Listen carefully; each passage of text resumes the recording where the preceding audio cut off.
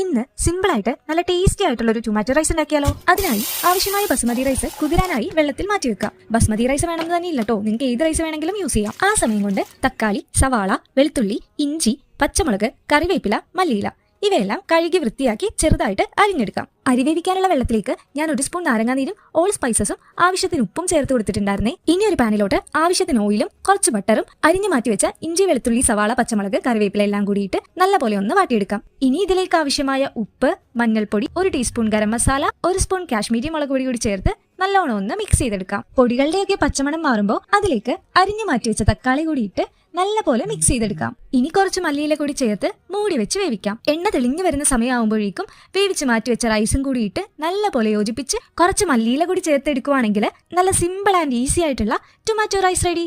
പപ്പടവും സാലഡും side dish ആയിട്ടുണ്ടെങ്കിൽ ഒന്നുകൂടി അടിപൊളിയായിരിക്കും.